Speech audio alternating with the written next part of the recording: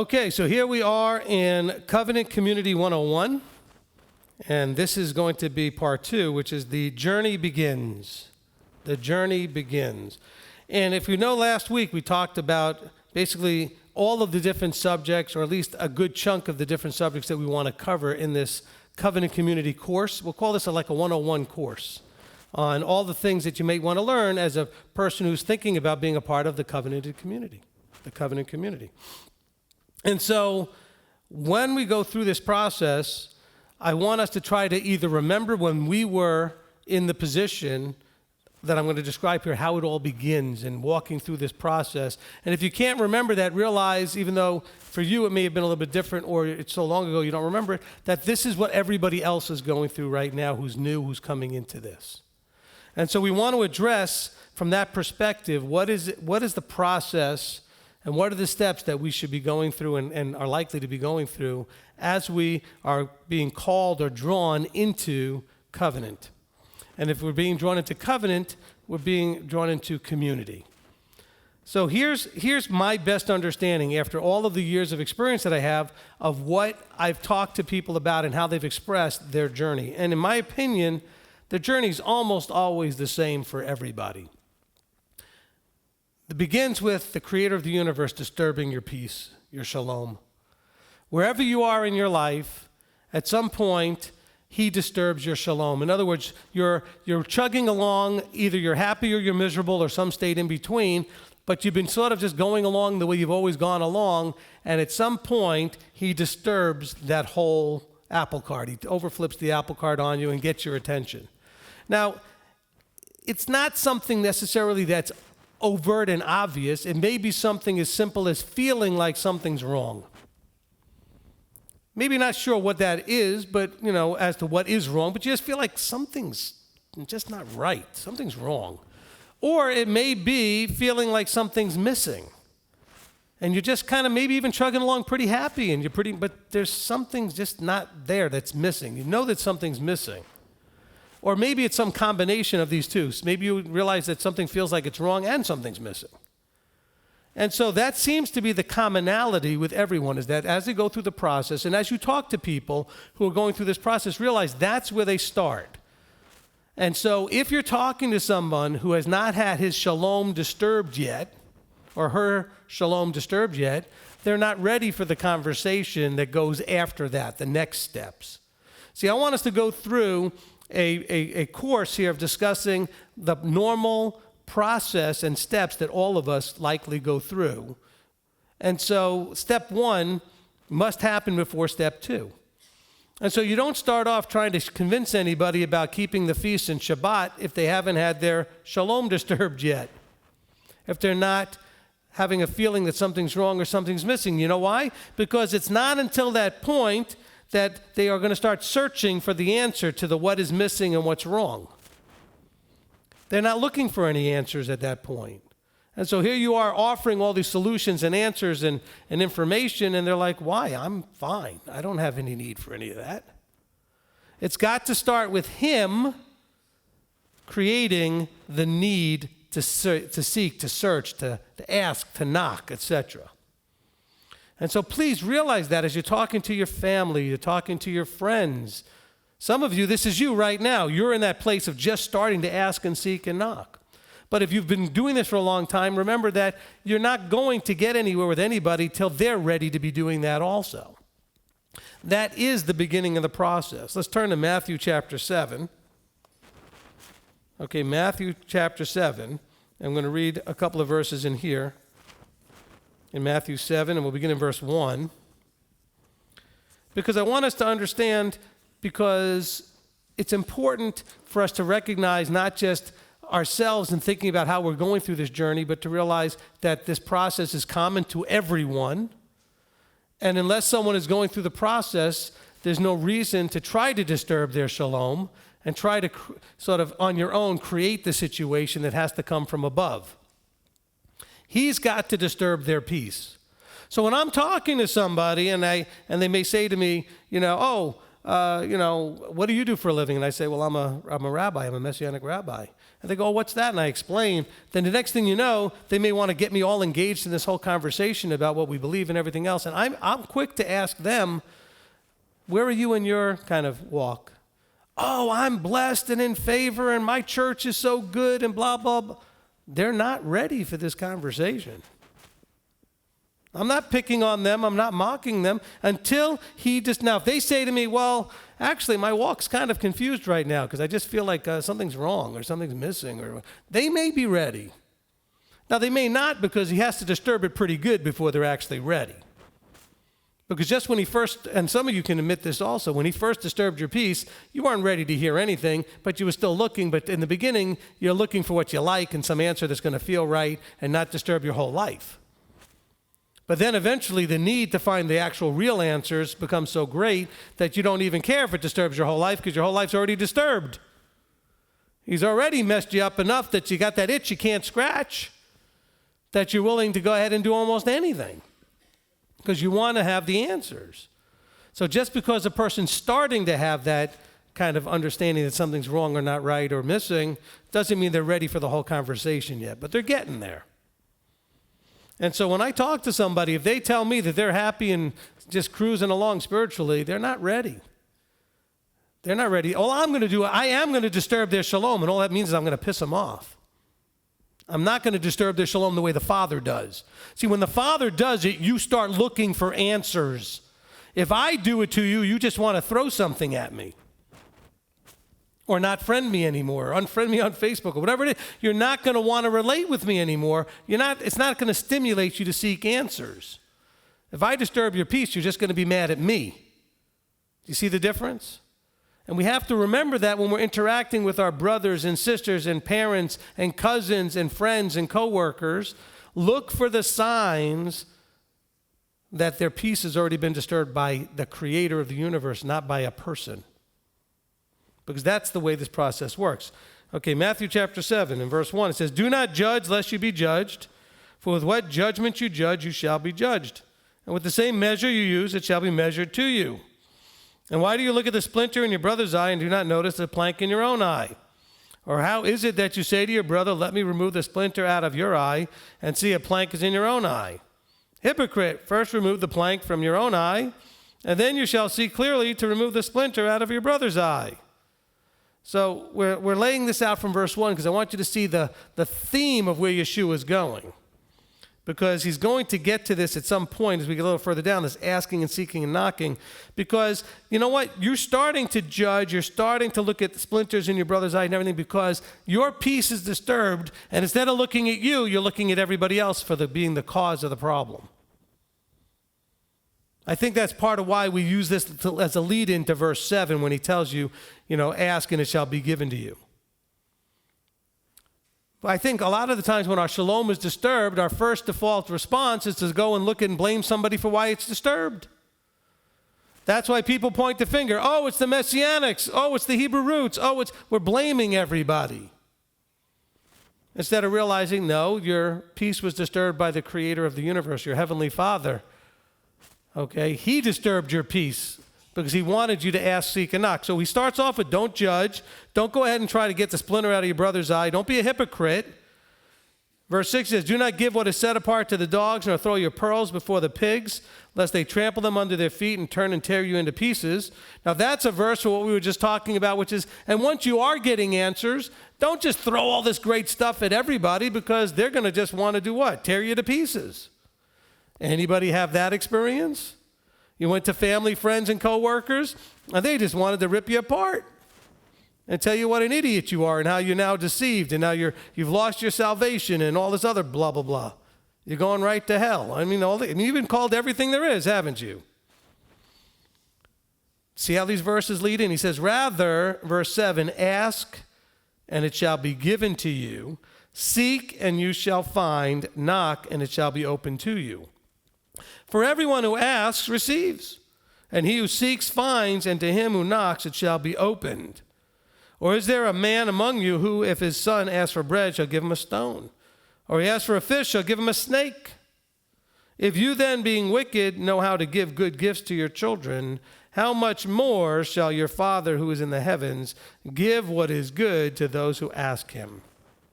Therefore, whatever you wish men to do to you, do also to them, for this is the Torah and the prophets. Enter in through the narrow gate, because the gate is wide and the way is broad that leads to destruction. And there are many who enter in, because the gate is narrow and the way is hard pressed, which leads to life, and there are few who will find it. So, what is he saying here? He's saying, look, when your peace gets disturbed by him, meaning your heavenly Father, then you should be asking and seeking from him the answers you're looking for. Now, by the way, when you're seeking from him, he may lead you to a verse, or he may lead you to a teacher. And by the way, this is a journey, and on a journey, you may need a guide. As a matter of fact, I promise you need a guide.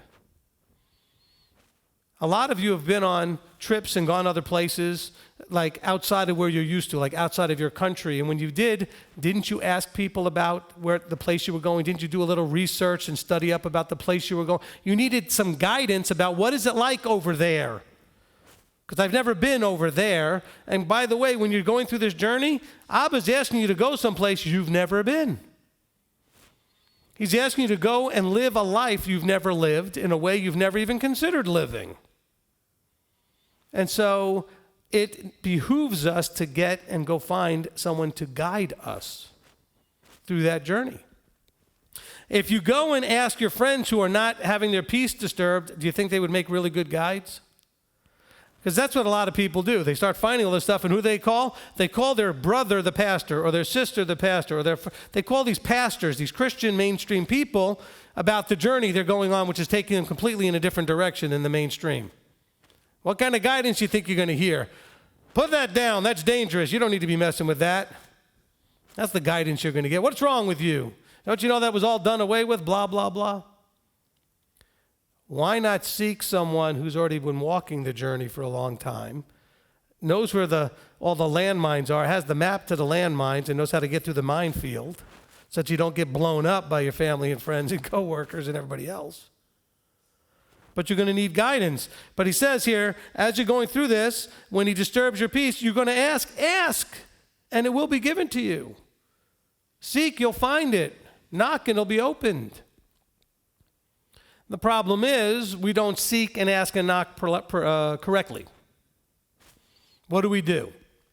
We seek someone who's going to give us the answer that feels right, doesn't ask you to change too much, can put it on, and it's not too uncomfortable to kind of wear it and walk in it, so to speak.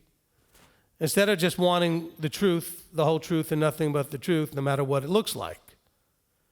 And that's what we ought to be asking for. Now, if he's going to go to the effort of calling you, and there are verses, I don't have them in the notes today, but there are verses that says, none can come unless the Father draws. Yeshua says that. There's also verses that said that the Son needs to reveal the Father. So each one has a role in revealing the other.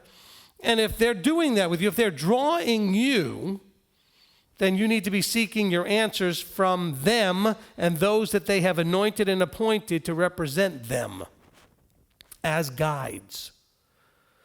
Okay, don't think of your teachers as controlling dictators, although they may have been in the past, but as very helpful guides who know where the pits are to avoid.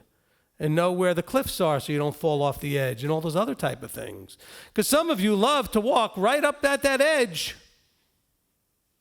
because it seems kind of exciting and fun and that's where the answers are. Or you like to just kind of walk around without even looking down at the ground, not realizing that there's pits everywhere and landmines.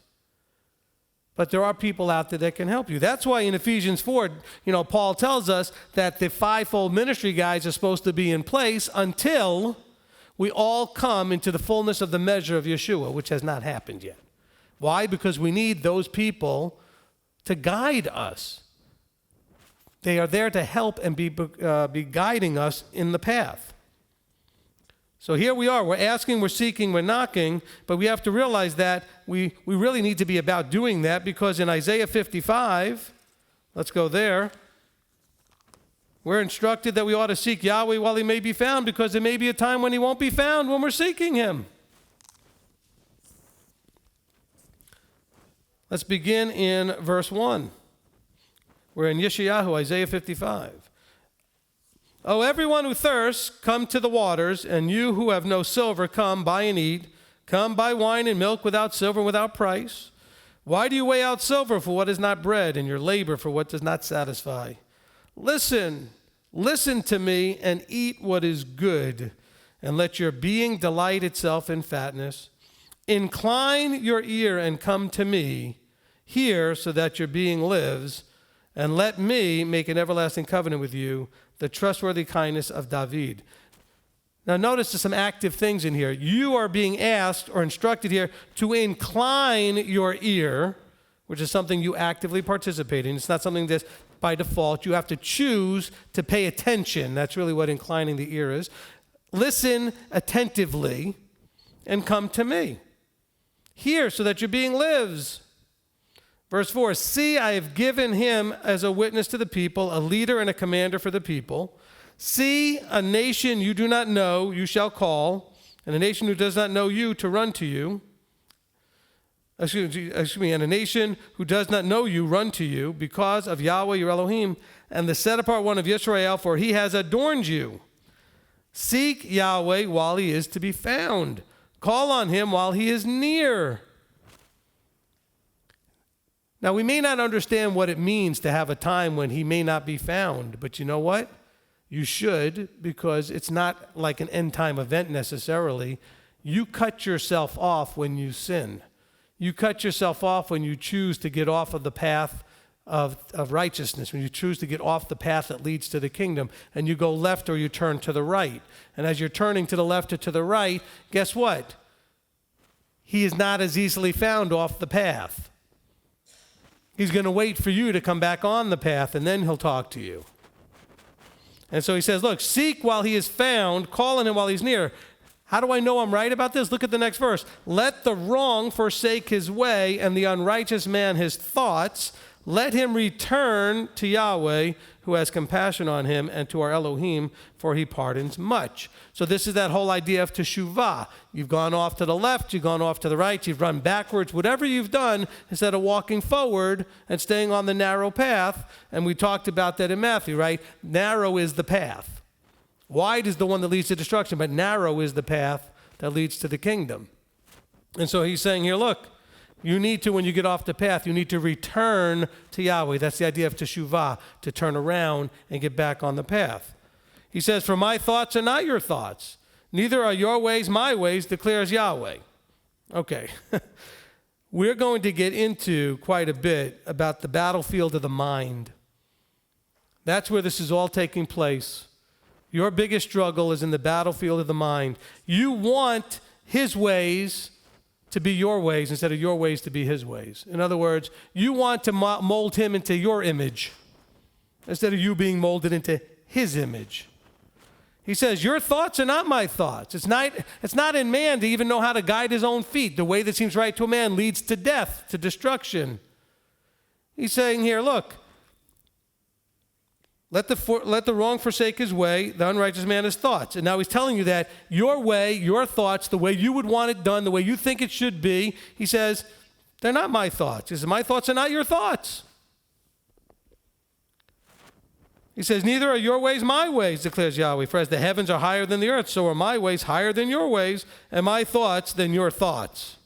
For as the rain comes down and the snow from the heavens do not return there, but water the earth, and make it bring forth and bud, and give seed to the sower and bread to the eater, so is my word that goes forth from my mouth. It does not return to me empty, but shall do what I please, and shall certainly accomplish what I sent it for. And so this is what we need to take seriously. He sends out his word out of his mouth, and we are supposed to be listening, hearing, doing. Shema, hear and do. Be attentive to. Now he says that the thoughts are not his thoughts. That there's a difference in the way we think, in our processing of thought. Okay, and we're going to talk about that in a few minutes when we get to the battlefield of the mind. But hold that in your thoughts right now, that's something we're going to get to here in just a little bit. But here we're still talking about asking, seeking, knocking. And in Isaiah we're told, hey, look, if you don't do this, there's going to be a time in your life when you're going to seek him and he's not going to be found. And some of you have felt that. You have felt that you've been seeking him and there's just nobody home. You're speaking, you're praying, you're looking up to the heavens, and you feel like you're just hitting the ceiling. So you know what it's like to seek him and he doesn't seem to be there. It could be because you're trying to reach him off the road. You need to get back on the road. Something in the life is not on the road. You've gotten off the path. It's kind of like you ever go through with your cell phone or whatever you have, and you get to a place where there's no good reception, and you're driving and the person is like you can't hear them anymore, or you're walking. Well, guess what? That's what kind of it's like. When you get off the narrow path, the reception's not real good. Not that he can't hear you, but you're certainly having a problem hearing him. You want to hear him, get back on the path. Okay, so seek him while he may be found. When is he found? When you're on the path. And so that's why he says, look, let the wrong forsake his way, and the unrighteous man his thoughts, but let him teshuvah, let him return, let him get back on the path. Then he's going to be able to hear. He says, look, Yahweh, your Elohim, he pardons much. Give him the opportunity to pardon. You got to start off with saying, I'm sorry. He's not going to pardon you until you admit you made a mistake and did something wrong. Why would he pardon you if you don't even realize you did anything? What's it a pardon? You know, when my children were very young and they would do something that was wrong, I would give them whatever the punishment was, and then I'd go in and I'd sit with them, and they would have to explain to me. First they would tell me they were sorry, but they'd have to explain to me what they did wrong. I needed to know that they knew what was wrong so that they could fix it. See, you can't just say, I'm sorry, because you realize something was wrong, as far as like, well, I'm not getting what I want, so I'm just going to apologize. No, you need to apologize for something specific. You need to figure out what it is you're doing wrong. You can't just say, well, something must be wrong, so I'm just going to throw out a general apology. That doesn't work. You need to pray, Abba, show me what it is that I'm doing wrong so that I can apologize for that specifically. That's repentance. But an acknowledgement, a confession of knowing what you did, and then a commitment not to do it again. Let's continue here in James chapter 4. So in this process, you start to question a lot of things, and you have to discern what to let go of and what to hold on to. And so in James chapter 4, he's going to talk about this idea of seeking him while he's found and drawing near to him. Yaakov, James chapter 4. Okay, and then we're going to begin in verse 8. It says, draw near to Elohim, and he shall draw near to you. Let's stop right there. Notice the process. It's like I said about you're off the road, you need to get back on the path, back on the road that leads to the kingdom. He says, draw near to Elohim, and he will draw near to you. Draw away from Elohim, the converse makes sense too. If you do the opposite, you draw away from Elohim, guess what? He draws away from you. So Yaakov is saying, look, draw near to Elohim, and he shall draw near to you. Cleanse hands, sinners. Cleanse the hearts, you double-minded. What is the double-mindedness that's going on here? You still trying to have your thoughts be his thoughts, instead of having his thoughts be your thoughts. This is important. We are going through a life where we're going to be struggling with ourselves and everybody else through the journey who is insisting on trying to make him the way you want him to be and not you the way he wants you to be. That is where all of our fighting really builds in. The battlefield of the mind and the battlefield within the body, meaning the body of Messiah, is that we are insisting that things have to be according to our thoughts. And we have to learn how to get away from that. It says, cleanse hands, you sinners.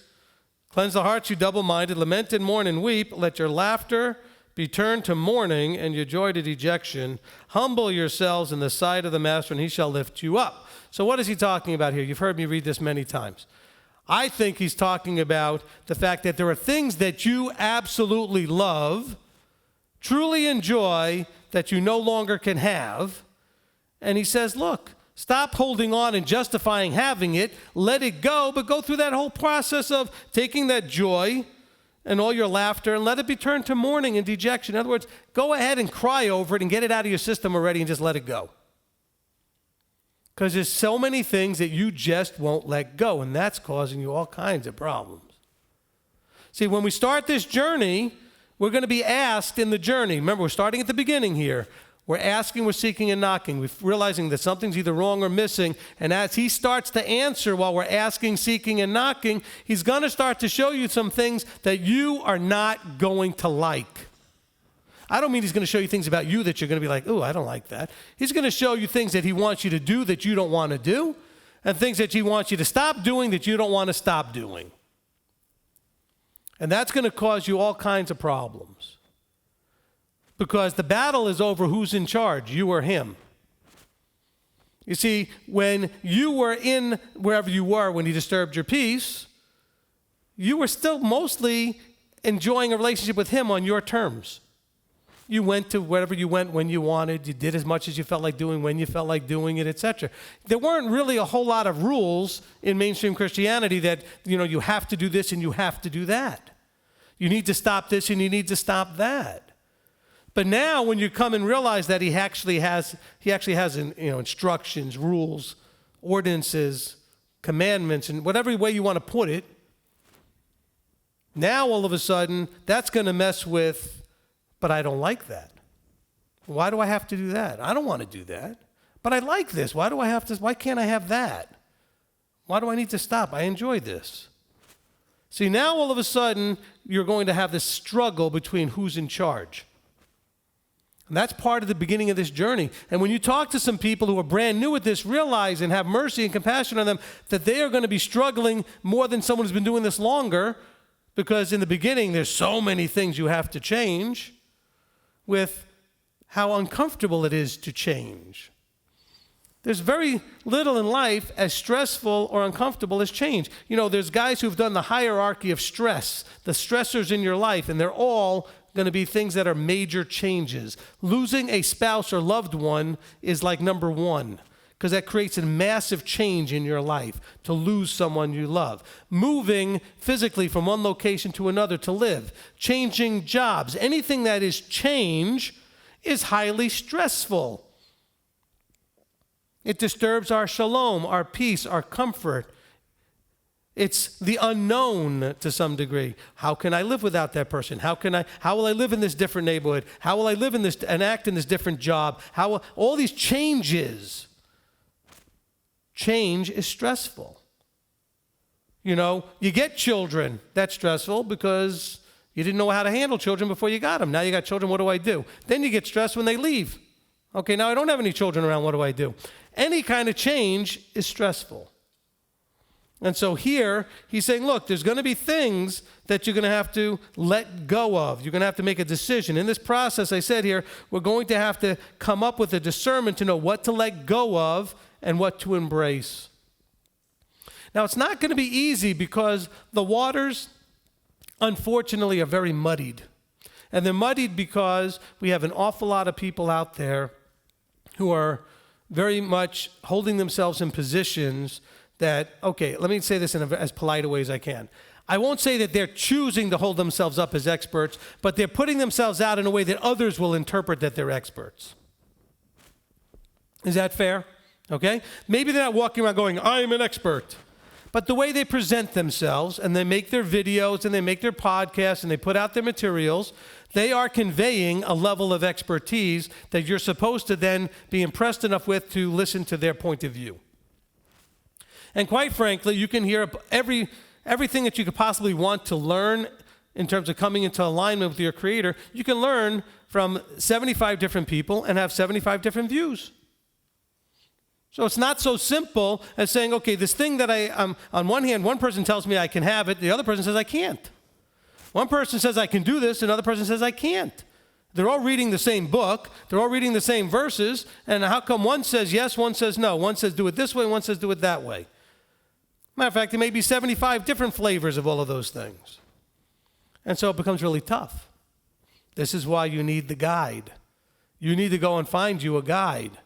You need to do a good job of vetting that guide and knowing what you're doing in terms of knowing this is a person I'm going to trust to walk me through this process, because really it is muddy. And don't fall for that biggest lie that's out there. The Ruach is just going to teach you.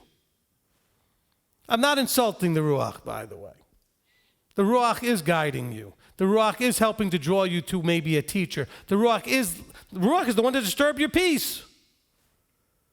Okay? The Spirit is the one that came in and disturbed your peace in the first place. It's the means by which the Father and Son draw you. But that doesn't mean that the Ruach is right away just going to give you an instant download with all the answers. Because otherwise, why wouldn't that happen? Disturb your peace, give you the download, boom, now you're on your way. No, you're made to go through a process of asking and seeking and knocking and journeying, because you know what that makes you do? One of the things it made you do right away was find others like you. That's kind of step one in the journey while you're looking around for answers, is looking for other people that are searching just like you're searching, because you feel kind of weird that I'm the only one searching at the moment. Anybody feel weird at the beginning like they were the only one searching? And then you were like amazed to find somebody else. Like, oh, look, there's another crazy person like me. I'm not the only nut out here. Or if it's one spouse and not the other at first, the spouse is like, you're just crazy. And then you find another one that says, oh, now there's two people crazy. But we're looking for fellowship. So he doesn't give us the instant download so that we are drawn towards community. Because remember, I told you what the Father is doing, everything the Father has been doing is pointing to and leading to and developing ultimately a forever community. And so if he gave you the instant download, how would it help with that? He wants us to seek each other out, to be able to learn to be there for each other, to encourage and support each other, to go through the journey with somebody. You know, there's been studies where they've said that one of the best bondings for a family is to go on a family vacation, pack everybody up in a car and drive, because you're going to deal with all kinds of stuff. And if you come back without killing each other, you're going to find yourself closer. Because that bonding that happens when you go through stuff together. You may not have liked it when you were going through it, but the fact that you went through it together brings you closer together. And so, yes, he's going to give us answers, but he's going to do it his way, not our way. And so I want us to understand in this process. So here we are. We're starting to evaluate. In this process, we're going to look at a lot of things that we may need to add to our walk. We may need to decide to let go. And where do we find ourselves? We're going to now find ourselves in the battlefield of the mind. This is where it all really has the biggest problem. The process takes place in the battlefield of the mind. We start this journey where exactly where we are. Where we are when this journey started. In other words, it's not our choice. You don't get a choice when to start the journey. You didn't get to choose to start at age 25 or 55 or 75. You didn't get to choose to do it when you were single or when you were married or you had kids, you didn't have kids. He just picked that moment and disturbed your peace. And why did he do it at a different age for you than for you or for you or for you? That's his choice, not mine. These are not our options. You had no choice. You get no choice in it. He called you in the place that you lived at the time and at that moment, in the time period that you were living in the culture that you were raised in. He called you now and not 200 years ago or 2,000 years ago. He called you now in this country, wherever you are. Okay, so some of you are watching this in any place in the world you could be watching this. But wherever you are, he called you right there. Whether it's Indonesia, Africa, India, USA, Europe, UK, Canada, it doesn't matter. South America, Central America, Australia, New Zealand. He called you where you are when he called you. In that culture, in that situation, in that environment. So I believe we should all have confidence that it's possible to go from where he called you to come to the place that he wants you to be. Because otherwise, why would he have called you at that moment? He's not making any mistakes. Does anybody think he makes mistakes? I don't think he makes any mistakes. As a matter of fact, I know he doesn't make any mistakes. So here you are, but the thing is, where you live affects how you see things. The culture you were raised in affects how you see things. The time, my children see the world differently than I do. I'm 53. My children are 12 and 13. They're in a different time, and the world is different now in 2017. When I was 12, it was in the early 70s. The early 70s is very different than 2017. And so we have time differences as well, culturally, and in terms of the mindsets of the world. My children are facing challenges we never faced. battles over what bathroom a child can use and other crazy things that we never would have thought could ever be an issue. Growing up, who would have thought that would be a big political fight over, who can use what bathroom? But yet this is what you see on the news. Our children are having to deal with this. It was never an issue for us.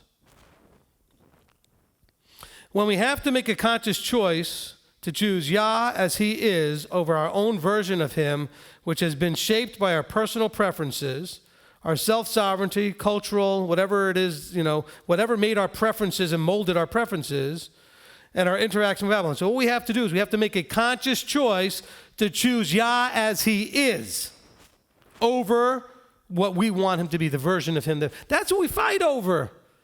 If you and I are discussing and arguing, if you're arguing with one another person, you're arguing over the version of Him that you have and the version of Him that someone else has.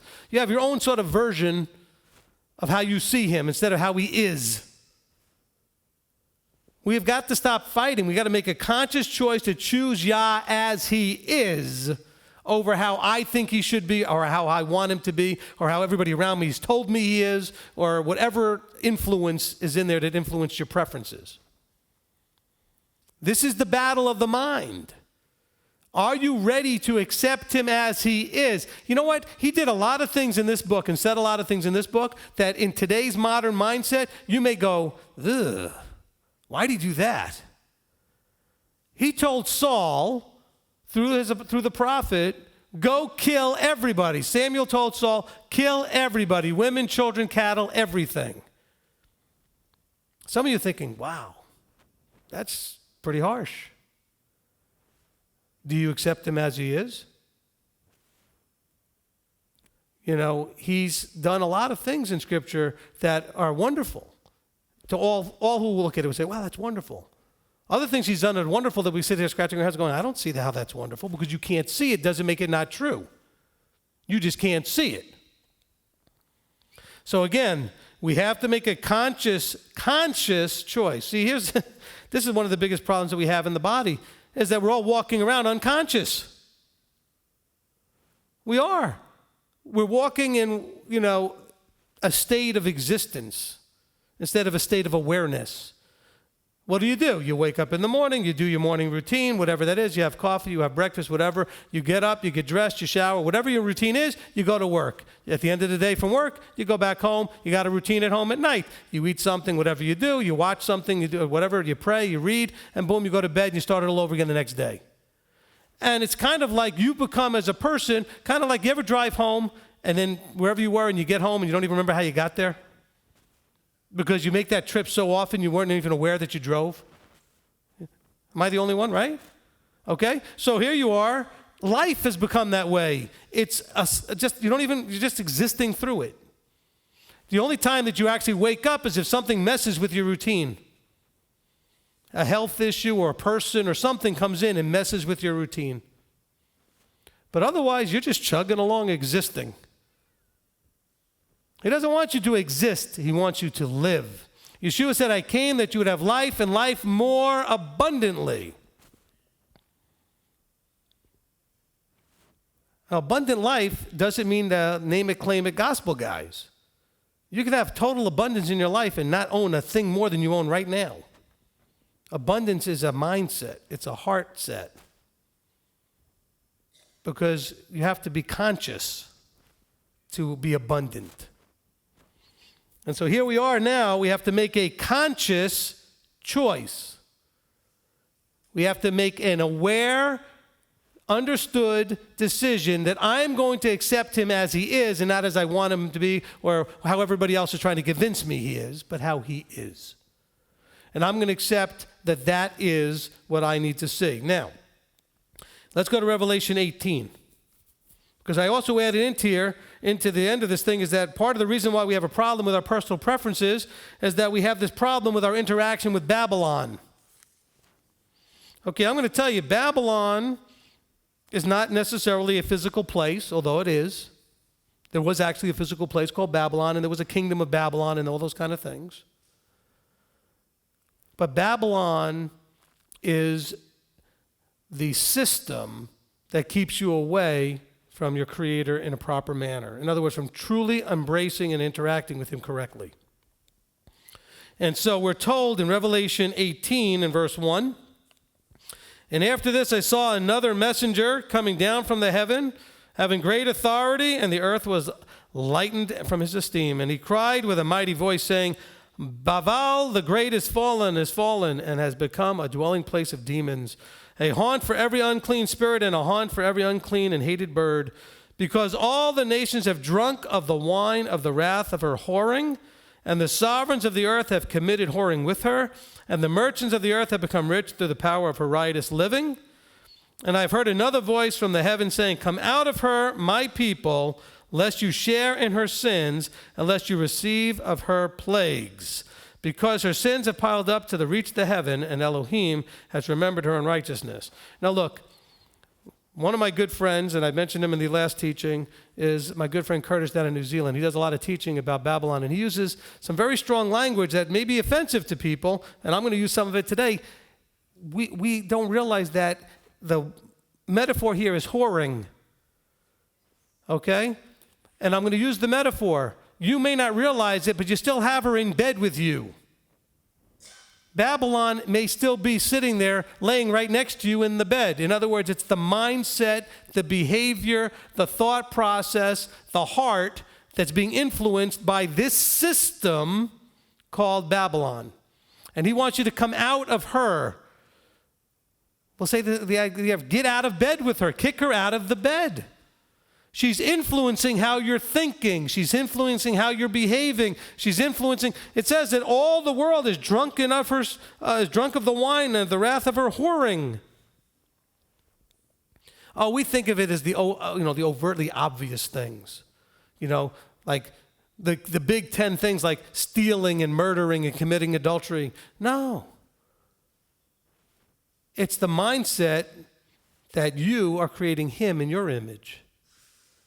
The mindset that has you do anything that goes against what he has said. That's the whole Babylon mindset. Anything Babylon can get you to do that takes you away from obedience and submission to him, to your Creator. And so when you're looking at this, you're making your conscious choice, you have to realize that you have self-sovereignty issues. You've got cultural influences, meaning how you grew up, where you grew up, when you grew up, etc. And then on top of it, you got Babylon right there. You better kick her right out of that bed. Because every time that you drink of her cup, it's like you're sleeping with her in the bed. I know that sounds gross and disgusting. It's supposed to be gross and disgusting. But you don't want to realize that you're still messing with her and allowing her to stay in your bed. Get her out. Get her out. The whole system that teaches you that Yah is A when Yah really is B, that's Babylon. Okay? And that's not that complicated. It's the system of telling you that he's A when he's really B. It says there are those that are going to come and kill you thinking they're doing his will. That's the Babylon mindset. We're not saying Babylonian meaning it comes from a particular people. It's a metaphor, okay? This is a metaphor. By the way, it's not the Catholic Church. The Catholic Church is a part of it, because the Catholic Church represents one of the many manifestations of the results of having her in bed with you. It manifests in all of these forms. It doesn't matter whether it's mainstream Christianity. It doesn't matter whether it's Buddhism, Hinduism, or some other ism. It doesn't matter if it's Hebrew roots or Messianic. If it's using that title and still obeying man's way of seeing things instead of his way of seeing things, it's still Babylon. And we're going to have to get Babylon out. It's a mindset. This is a battlefield of the mind. This is a battle over your mind. Go to Romans chapter 12. See, we're not going to be able to do anything until as far as accomplishing what we're talking about here, unless we first recognize and admit that you are in Babylon, that you're interacting with Babylon. See, we don't think of ourselves that way. You know why? Oh, well, I don't go to church anymore, so I'm not in Babylon. Really? Babylon's not a place. So when we're told, come out of her, my people, it's up here in your head. It's not just a physical place. Oh, I'm out of Babylon because I don't go to church anymore. No, you're not. You may still be in Babylon in your head. It's affecting what you do and how you think. Because she's that lover laying there in the bed next to you, or if you're a woman, it's that male who's trying to convince you to do whatever he or she wants you to do and tells you, oh, it's just life's going to be so wonderful, just listen to me. It's a battlefield of the mind. Okay, she's going to cause you to justify your wrong choices or excuse your disobedience. That's what she looks like. She's the voice in your head saying that, well, giving you the reasons or the justifications for doing what you want and not what he wants. She's the one that's helping you come up with the excuses for why you don't need to do something or why it's okay to do something that you shouldn't. This is the battlefield of the mind. And by the way, it's hardest at the beginning and then hardest again at the end. In the middle, it gets a little easier. The reason I say that is because at the very beginning, you don't even have any idea how much influence all of this is having on you. And so a lot of it is pretty overt, easy stuff for you to just throw aside and let go of. Like when you switched from Sunday to Saturday and gave up Christmas and Easter and some of these other things, right? Those are easy, obvious ways to come out of for my people. And then you go through this middle ground period where you're learning and doing these other things. But later on, you think you've arrived, and now it's tough again because you're not ready to admit you still have her in bed with you. You're not ready to admit there's still this influence that's helping justify some of the things you're doing or excuse certain behaviors because you're not ready to let them go. And that's where we end up with this problem. It's a battlefield of the mind. Romans chapter 12 and in verse 1. I'm busy talking and not turning pages. Here we go. I call upon you, therefore, brothers, through the compassion of Elohim, to present your bodies a living offering, set apart, well-pleasing to Elohim, your reasonable worship, and do not be conformed to this world, but be transformed by the renewing of your mind, so that you prove what is that good and well-pleasing and perfect desire of Elohim. He's saying, look, come out of her, my people. Don't be conformed to the world and the influences of your culture. By the way, that doesn't have to be the world in its most easy idea. It could be the world that still exists in the wheat and the tares sitting next to each other in your congregation. The tares represent the world still sitting there next to you. Or it could be you in a congregation, in the body, in the assembly. He says, don't be conformed to the world as the world may try to influence you, even on Saturday, even at a Shabbat service, even while you're trying to keep the Torah. He says, you've got to be transformed by the renewing of your mind. That means that you have to throw away thinking your way and start thinking his way. Because if you don't renew your mind, listen now, this is the inference here. It's the renewing of the mind that allows you to have the discernment to prove what is good and well-pleasing and perfect desire of Elohim. So you're not going to be successful in proving what is the good, well-pleasing, and perfect desire of Elohim if you still have your old mind. You're going to have to transform your mind. This battle is in the mind. It starts with those thoughts. Let's go to Philippians chapter 2. Somebody pointed out, I noticed it last week, I didn't use any verses because it was kind of a table of contents of the teaching. Well, we're going to use lots of them today. Philippians chapter 2 and verse 1. If then there is any encouragement in Messiah, if any comfort of love, if any fellowship of the Spirit, if any affection and compassion, make my joy complete by being of the same mind, having the same love, one in being and of purpose, doing none at all through selfishness or self-conceit, but in humility consider others better than yourselves. Each one should look out not only for his own interests, but also for the interests of others. For let this mind be in you. Now remember, he already said to be of the same mind. You're saying being of the same mind, verse 2. How do we do this? Let this mind be in you, which was also in Messiah Yeshua.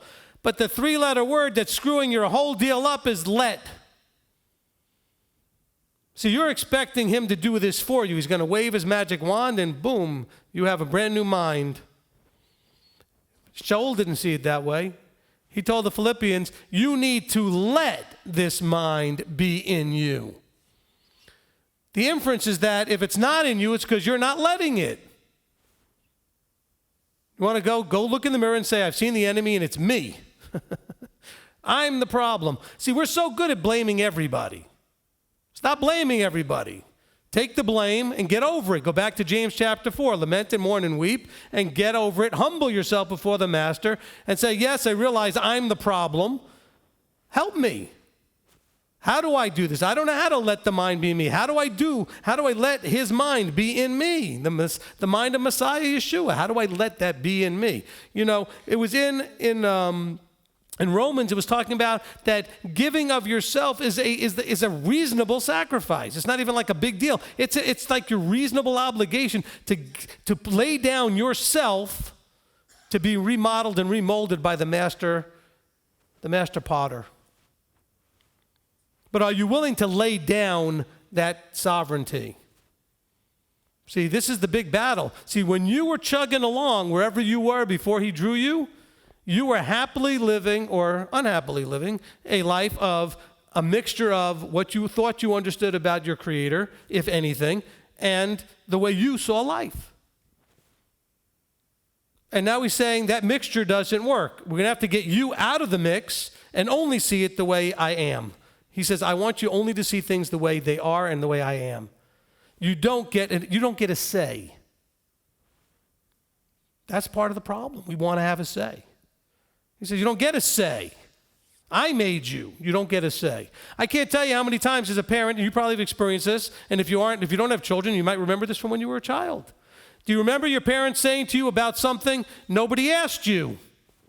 Anybody have a parent say that to you? Or did you ever say that to your child? The child says something, you look at the child right now and says, nobody asked you. My wife and I are trying to make a decision. The child may say something, and I look at the child and says, nobody asked you. I've had that told to me when I was a child. I remember that. Well, guess what? Abba's trying to tell you, nobody asked you. He made you. He knows what works. He's got the plan. He doesn't want your opinion. He's not looking for your input. He already knows what works and what doesn't work. He doesn't need you to tell him. He already knows. So we have to realize he's not asking for our input. It's not in man to even know where to put his feet. That's you. That's all. I didn't say it's not just in the male of the species, because some of the ladies go, yeah, I know a lot of men, they don't know what to do. No. The human being, it's not in the human being to know where to place his feet, and the way that seems right to a human being leads to destruction. Oh, it seems right to me. Oh, brilliant. Yeah, sit there in a discussion with the Creator and tell him the way you think it should be done. You'll make him laugh. You'll be like, really? That's what you would do? How about doing it my way? That's what he wants you to hear. He wants you to hear that. Why don't we just stop fighting and just do it my way? I've said that to my children. I remember my parents saying it to me when I was a child. You know what? Stop arguing with me. Why don't we just do it my way? Because after all, I'm the adult. I've already lived life. I've already seen what works and doesn't work, and I'm going to save us all a lot of grief. Why don't we do it my way? But you see, we're all, from the time that we get to be, 7, 8, or 9, we know everything. There are even signs down in Tampa, Florida for the summer jobs program. It says, hire our teenagers now while they still know everything. Summer jobs program. It's unfortunate that it takes us to turn like 30 before we realize how stupid we are. It really does. Okay? But that's why I've said the same thing happens in the body, is that we have people that are walking this out 3 and 4 and 5 and 6 years, or 8, even in 7 or 8 years, and they haven't been walking it out long enough to know what they don't know. And yet they're the ones teaching everybody. At least if you're going to teach when you don't know that you don't know, tell everybody, look, this is just where I'm at. I've only been doing this a few years. This is what makes sense to me right now. I could be wrong. Because quite frankly, it's not until after elementary school and high school and even college that most of us realize how much we don't know. It takes life and experience and the application of what little you knew to realize how much you don't know. But now we're being told the answer is letting the mind of Messiah come into you.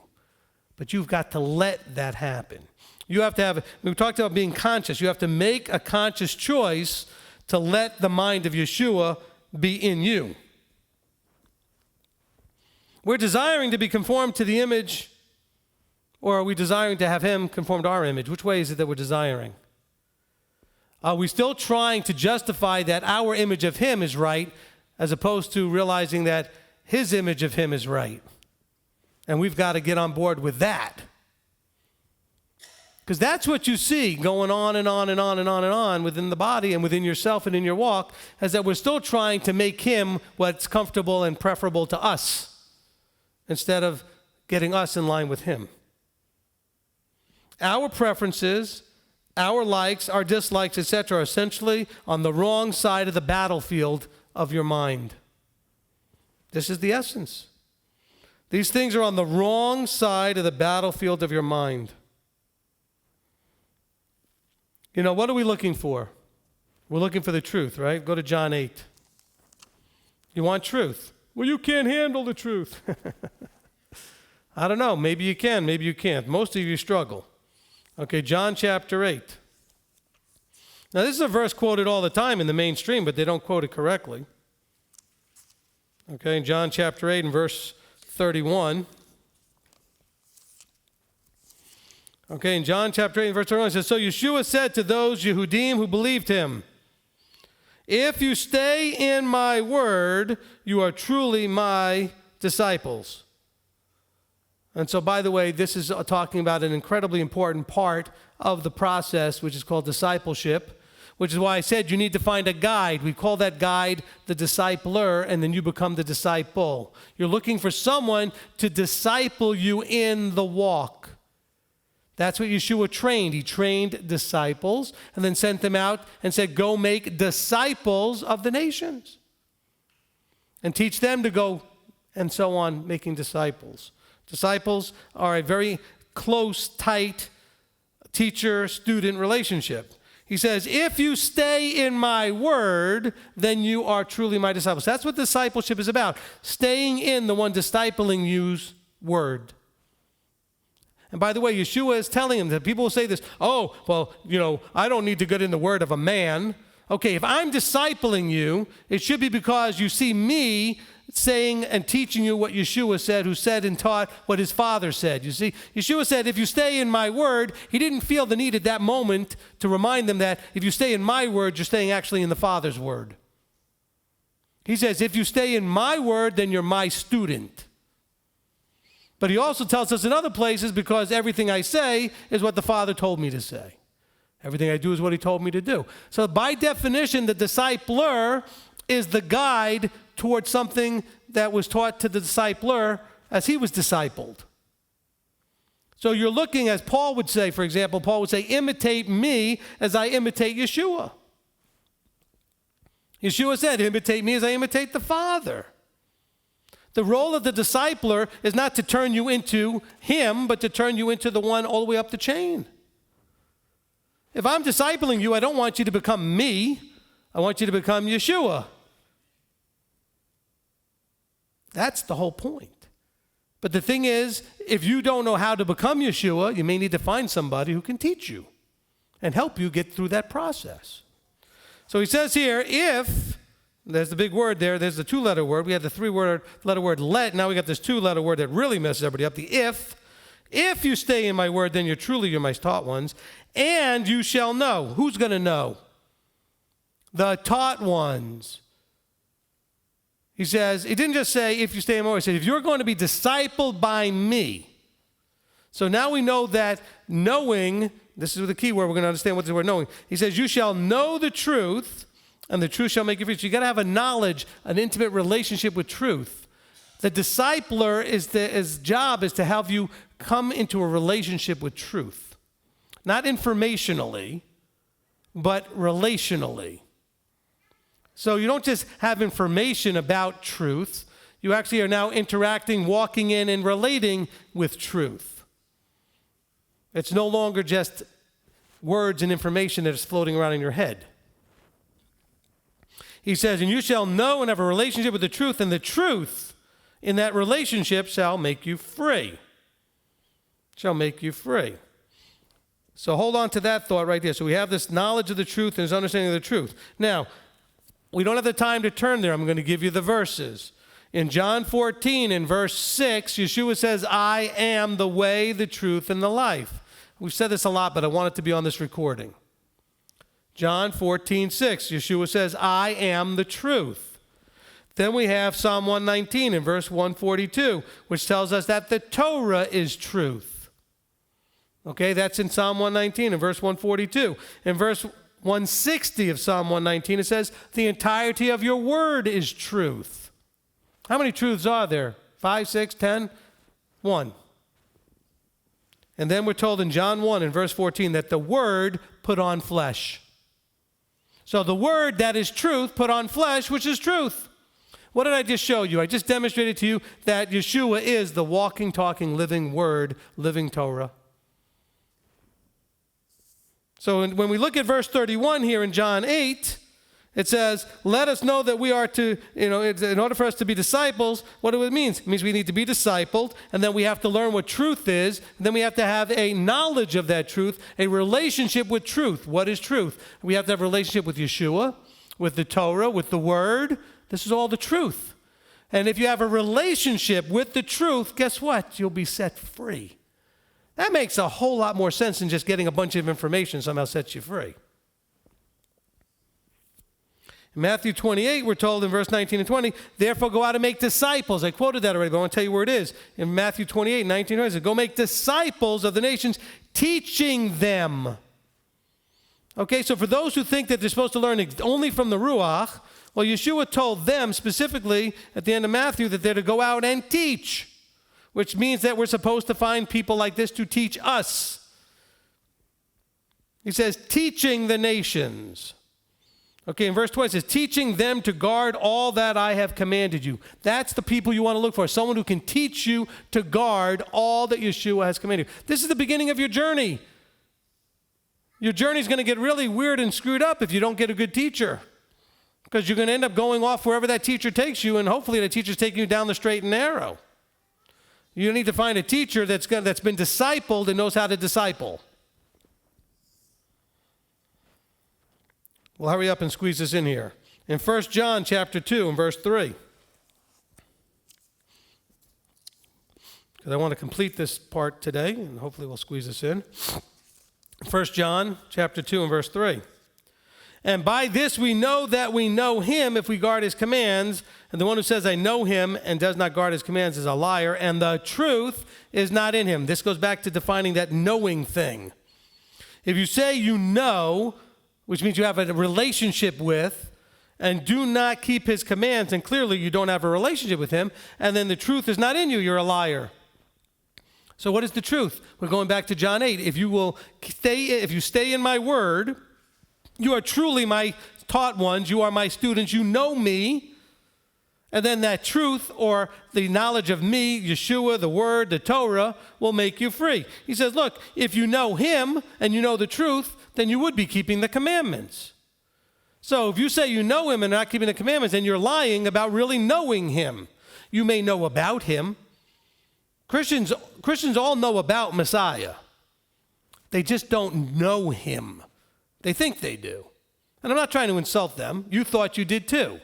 It was an emotional thing, and it was all because Babylon, by the way, is doing her job, which is to make you think you're in when you're only kind of halfway in or partway in, or you have the relationship that you thought you had when you really don't have it. Okay, that's the Babylon thing again. You thought you knew him. This is like the guys who come up to Yeshua and said, blah, blah, blah, blah, blah, and he goes, what? You did all this stuff in my name? He says, I didn't know you. Get away from me. You guys were doing lawlessness. You weren't keeping the commandments. You didn't know me. You didn't know me. And continuing it says, but whoever guards his word, truly the love of Elohim has been perfected in him. By this we know that we are in him. The one who says he stays in him ought himself to walk even as he walked.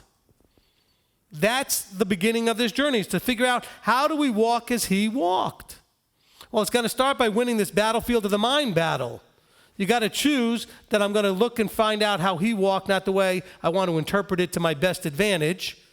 By best advantage, meaning the best advantage so that I get to do what I want. It really is not to your best advantage to do it your way. It's actually to your worst advantage. But you try to spin things and twist things so that you can have it the way you'd like it to be. And then in 1 John 3, and we'll make this really quick, but it says here in verse 2, it says, "Beloved ones, now we're children of Elohim, and it's not yet been revealed what we shall be, but we know that when he is revealed, we shall be like him, for we shall see him like he is." Now, I don't think that's going to happen unless you already have changed into being like he is. In other words, John's talking about the physical change. We're going to be changed from the corruptible to the incorruptible. So then we'll actually understand what it means to be an Elohim. We'll understand what he really is like. It's like an amoeba being all of a sudden turned into a human being. Now we can understand what it means to be a human being. But John's trying to also tell you, though, he goes and continues, he says, look, he says, verse 3, "And everyone having this expectation in him cleanses himself, and he is clean." He says, so what you got to do is you're going to have to stay away from sin. You're going to have to figure out how to cleanse yourself. He says, this is the key. And there's a lot more, obviously, here in 1 John that we can go into, but I want to kind of conclude that here. The journey is just beginning, and as it's beginning, you're going to find yourself with loads of people that are going to want to guide you and lead you, including Babylon herself. But you're going to have to decide that I'm going to make a conscious decision, a conscious choice to choose Yah as he is and his ways as he describes them over anybody else's influence, whether it's self-sovereignty, cultural, or Babylon. I have to make a conscious choice. This is how the journey begins. He's disturbed your peace. He's woken you out of your stupor, out of your routine, out of your automaton, sort of just existing through life. He's given you a chance to choose life and actually actively and proactively live. But now you have a problem. Once you woke up, you realized, hey, but I've got preferences. I like things and I don't like things. And why can't that matter? Well, it doesn't. I don't want to sound harsh and blunt. It just doesn't. Why? Because you don't know better. He does. And until we get there, we're going to keep trying to push our agenda. And we have to stop that. There's no way to go. Otherwise, we're going to continue to justify our wrong choices and excuse our not being obedient. And we're not going to get there in this journey. This is a journey from where he called you, wherever he called you, into the kingdom. And in that journey, we have to find a way to let go of our own self-interest, desires, preferences, whatever, that self-sovereignty, and come completely in submission under him. And that is not an easy thing for us to do. And so we're going to go through this piece by piece, step by step. And so today was just part one of actually taking the journey. It's part two of the teaching, but that we're now understanding that the journey has just begun. He woke us up out of our sleep, disturbed our peace, got us asking and seeking, and started leading us to those who may have some answers. But now we got to be really careful. We're not just taking answers from everybody. Because there's a lot of people that are only like 5 steps ahead of you in the journey and don't really know either. They just know a tiny bit more than you do. And we have to be careful. They could be leading you generally in the right direction, but just a little left or just a little right, and you're going to be in another problem. We have a battlefield of the mind. And what will happen is, because if you're not winning that battlefield of the mind, you're going to tend to like a teacher, not because they're good or they're right, but because they're saying what feels good and feels right to you. Don't pick a teacher just because they make you feel that way. I mean, you can listen to, lots of these mainstream guys who make you feel wonderful. And they're completely useless except for making you feel wonderful. Which may not be completely useless, because sometimes maybe you need to feel wonderful. But you can get that from any motivational speaker. You don't need to get it at a religious chair, like a church service. I mean, you can get lots of guys out there that can help you feel wonderful. But he doesn't want you to feel wonderful. He wants you to be wonderful. Because then you'll feel wonderful because you are doing what's pleasing in his sight. That's where the true joy comes from. Let's pray. Avinu Malkeinu, our Father, our King Father, we come before you, and we're just beginning this journey. And even those of us who have been doing it for a long time still know we're still just beginning this journey. And we still need to get away from our justifying and our excusing our behaviors and our trying to impose our view of you. In other words, we're still choosing our own version of you over who you really are and what you're really doing. Father, help us to go through this journey. Help us to win the battlefield of the mind, the battle that's going on in our mind, to not be conformed to the world, but rather to be transformed through the renewing of our mind, to let the mind of Yeshua be in us and to richly lead and guide us. Father, we need to embrace that it's not in us to know which way to put our feet, and that our way will only lead to destruction. So, Father, help us to truly lay ourselves down as a reasonable sacrifice, to sacrifice our preferences, to sacrifice our likes and dislikes, to sacrifice all of our putting our involvement in the decision-making out of the mix, to truly be submissive to you. Father, we thank you. We thank you and praise you that you would call us at a time, any time, that you would just call us to reveal yourself to us and give us this opportunity. And so, Father, we come to you just asking that you would be patient with us, that you would continue to draw us, that if we seek, that you would be there. We never want to find us in a place where we seek and you're not found. Help us never to make that mistake by keeping us in a place where you're disturbing our peace to keep our attention. So, Father, don't let us become complacent. Complacency is a sure way that leads right to death. Help us to always be hungry and searching and seeking and wanting to become more transformed into the image of Yeshua. So, Father, we thank you and we praise you and give you all the glory and all the honor in Yeshua's name. Amen. Amen.